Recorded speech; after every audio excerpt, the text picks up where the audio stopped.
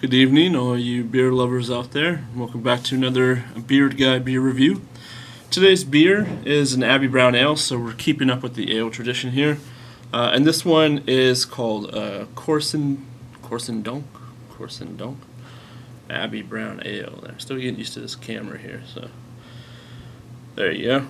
So this one's a bigger bottle. There's also a 12-ounce size bottle. But they didn't have it available, so I just went ahead and bought the bigger bottle. Now, somebody wrote me an email, told me about this one because I'm a big fan of Abbey ales. Yeah, so I'm a big fan of Chimay, and so this one is brewed in the same Belgium style, the double style. So I thought, yeah, I'll give it a try. And just in case anybody doesn't know what double or double, right, for the Belgians. I think that I'm pronouncing that right. I didn't know what it was at first either. I knew it meant double, and so it's double brewed or double fermented. But it also refers to a style of brewing called the Westmalle double Trappist style. So, and it just indicates the second weakest beer in the range, right? So just like Chimay has the Grand Reserve and the triple and the quadruple, all that stuff. So this same thing. So it's double, not as bad, not as heavy as some of the other ones.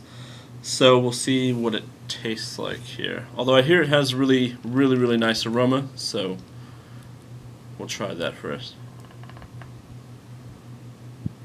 There we go. There we go. It's very robust. It's nice.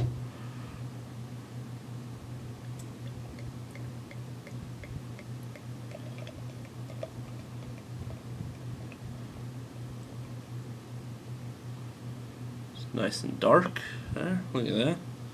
Looks pretty good. Huh? It smells amazing. Honestly, it smells really good. Very strong.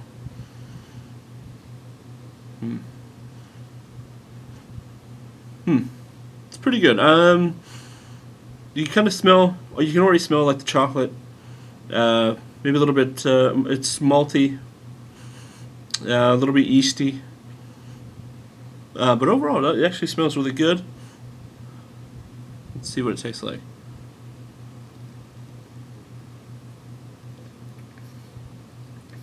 Wow.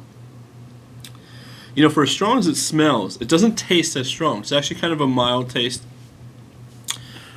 It definitely tastes a little bit maybe of raisins, but definitely nice malty, slight fruit taste, a little smoky, maybe. I don't know. I'll have to look that up. But yeah,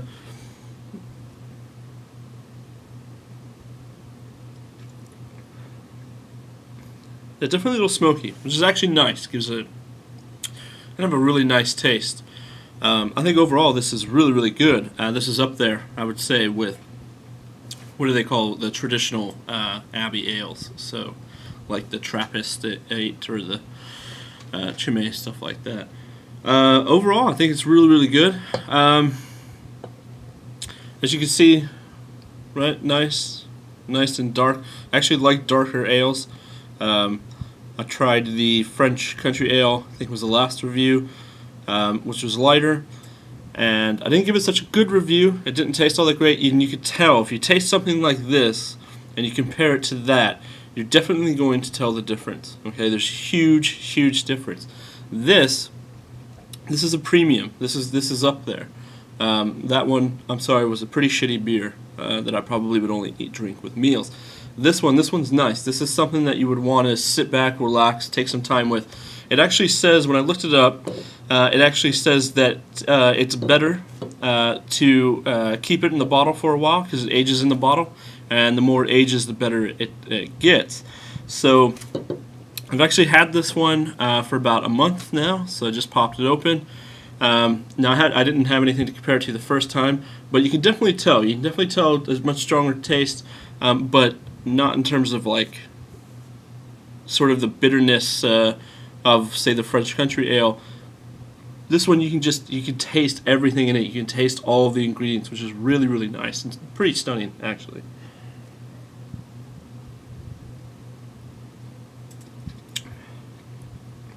Yeah, this is really good. Now, be warned, though, okay, more than 7% alcohol. So if you're a lightweight, one of these bottles is probably going to do you in. Well, one of the larger bottles will probably do you in. Maybe a couple of the 12-ounce bottles will do just fine. So be careful. I wouldn't go buying a 6-pack of this. But this is definitely something very nice. This is something to come home to, maybe a nice cigar, sit back and just relax. Now, I don't know about you guys, but I like a nice cigar. This would be a perfect beer to enjoy. Okay.